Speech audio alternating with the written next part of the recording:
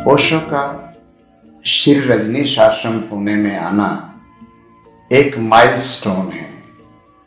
21 मार्च 1974 में उस दिन जब वो आए तो उनके साथ बहुत जो लोग प्रतीक्षा कर रहे थे वहां आना शुरू हो गए।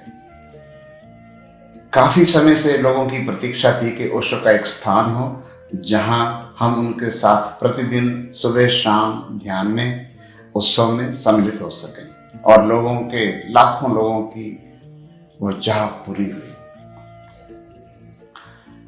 7 वर्ष तक ओशो निरंतर वहां बने रहे। ओशो ने सभी मनीषियों पर, विश्व के सभी ऋषियों पर, संबुद्ध पुरुषों पर अपने प्रवचन दिए। यहां इतनी अपूर्व घटना घटी और साथ ही हजारों हजारों लोग उनके नव संन्यास में दीक्षित हुए। तो ये जो घटना वहां घटी, ऐसा किसी स्थान पर कभी नहीं हुआ है। ये जैसे उनके कार्य की, विश्वव्यापी कार्य की, ध्यान के अभियान की सुदृढ़ भूमिका थी। उसके बाद फैलावट बहुत हुई।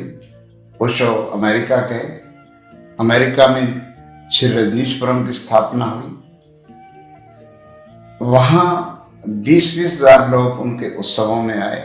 लेकिन ये विस्तार एक बड़े मंच पर, विश्व के मंच पर ओशो का प्रकट होना वहां पर ना अमेरिका सरकार को पसंद आया, ना ईसाई मिशनरियों को पसंद आया। तो वहां के प्रीस्ट और पॉलिटिशियंस ने, पंडित पुरोहित राजनेताओं ने ओशो कम्यून को उखाड़ने के सारे षड्यंत्र रचे और एक दिन वो कम्यून बिखर गया। फिर ओशो ने 21 देशों की यात्रा की और उसके बाद उनको भारत आना पड़ा, क्योंकि किसी भी देश में उनको वो अपना आश्रम बनाने के लिए सहयोग नहीं मिला, बल्कि तिरस्कार ही हुआ। भारत आए 1987 में, उन्होंने फिर से श्री रजनीश आश्रम पूना में ही अपने सारे दुनिया भर के शिष्यों को, प्रेमियों को निमंत्रण दिया और वो आ गए। तो ये ऐसा सुंदर, ऐसा ऊर्जापूर्ण स्थान है जिसका चुंबकीय आकर्षण कोई भूल नहीं सकता। सब बहुत आनंदित थे कि ओशो वापस पुनः आ गए हैं। और ओशो के फिर वहाँ सत्संग, प्रवचन, मौन सत्संग, बहुत कुछ हुआ। वहाँ संध्या सत्संग, व्हाइट रोब ब्रदरहुड, तो पूरे दिन का एक तरह से क्लाइमेक्स होता था। उस स्थान में इतनी ऊर्जा संग्रहित हुई। ओशो ने कहा कि I am really fortunate that so many intelligent people are here from all over the world. I am really blessed. लेकिन वहां वो लंबा समय शरीर में नहीं रह पाए। 19 जनवरी 1990 को उन्होंने देह त्यागी और वहां ओशो की समाधि निर्मित हुई, जिस पर लिखा है, never born, never died, only visited this planet earth.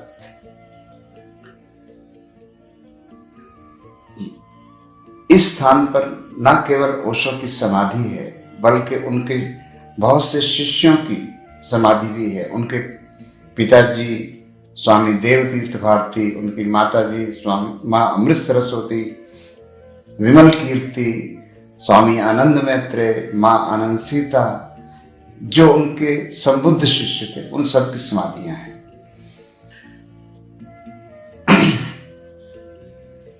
इस बुद्ध क्षेत्र के प्रभाव में, यहां ध्यान करने में बहुत मित्रों ने गहराई उपलब्ध की। तो ये कोई साधारण स्थान नहीं रहा। जैसा कि ओशो ने पहले कहा था कि मैं एक प्रेम का मंदिर बना रहा हूं और तुम सौभाग्यशाली हो कि तुम इस मंदिर की ईंटें बन रहे हो। और सच में ये प्रेम का मंदिर बना। जहां ध्यान गहरा होता है, प्रेम स्वतः, प्रेम की सुगंध अपने आप उस स्थान को ऊर्जस्वी बना देती है, उस स्थान को एक मंदिर की भाव दशा में, मंदिर की एक ऊर्जा से आप्लावित कर देती है। ऐसा ही ये स्थान है।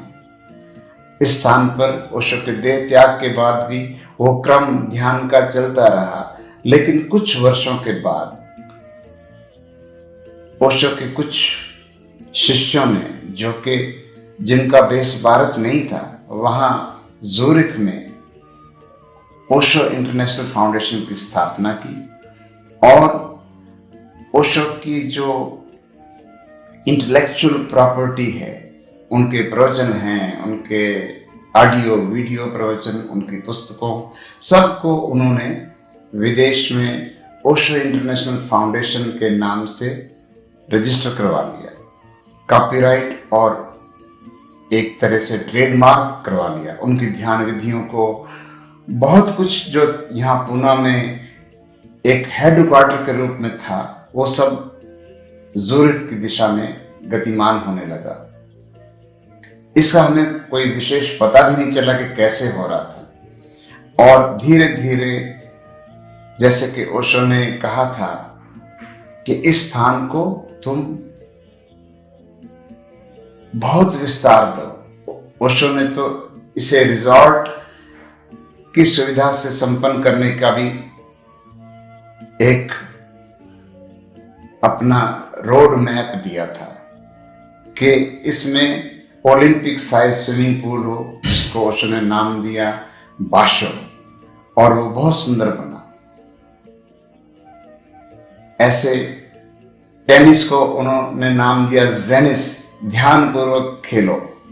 तो इस प्रकार से इस स्थान में वो संपन्नता आ गई, पिरामिड बने, बहुत कुछ हुआ। लेकिन इसके साथ साथ जो ज़ूरिख में केंद्र खुला था,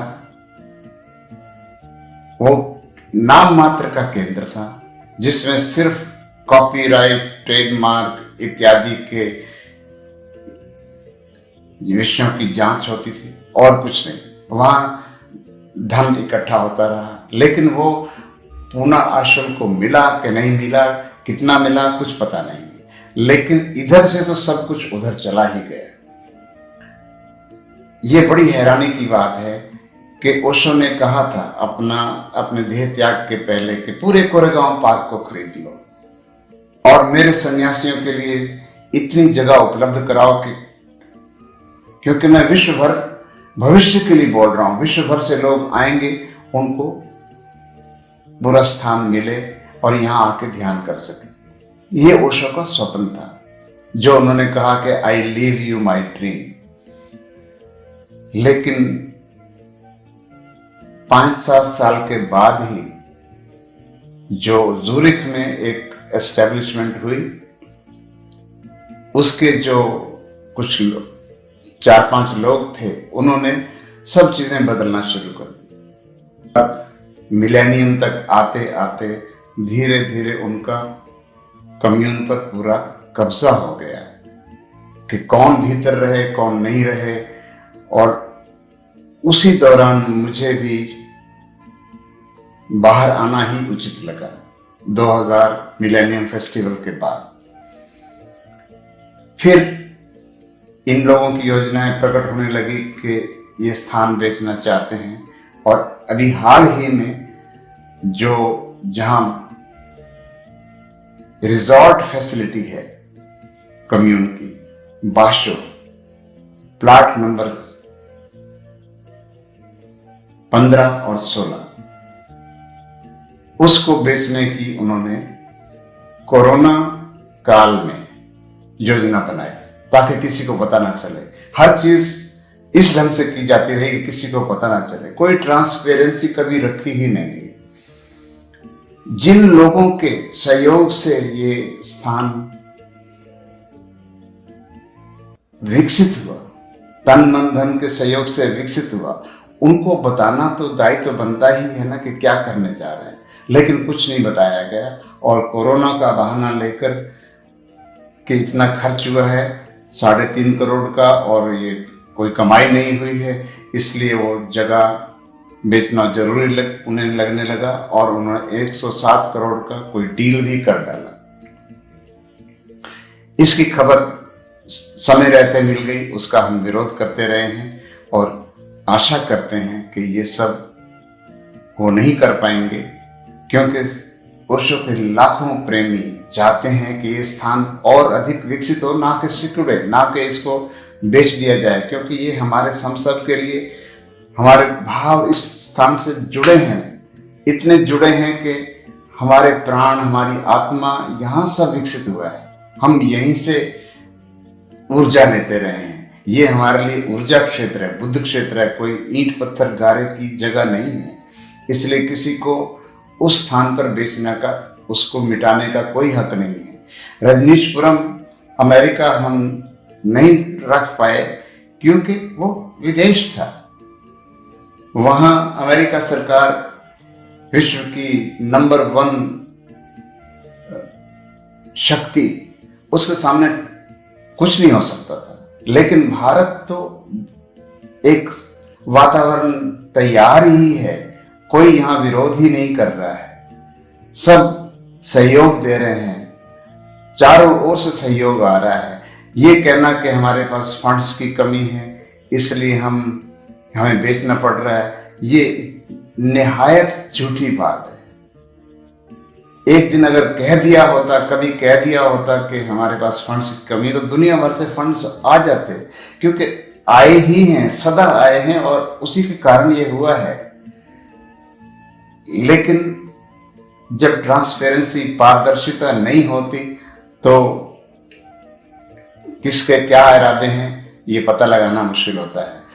तो मेरा तो निवेदन ये है कि हम इस स्थान को एक किसी मंदिर से कम नहीं मानते हैं। जहां बुद्ध के चरण पड़ते हैं, राम के, कृष्ण के, नानक के, कबीर के, वो स्थान एक तीर्थ स्थल होता है।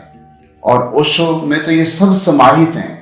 ओशो ने सब कुछ जीवंत किया है, पुनः जीवंत किया। ओशो के योगदान को तो पूरी दुनिया उसका सम्मान कर रही है। तो उनके शिष्य ही अगर ऐसे स्थान को नहीं बना पाएंगे, नहीं सुरक्षित रख पाएंगे, तो ये हमारे लिए अच्छी बात नहीं है।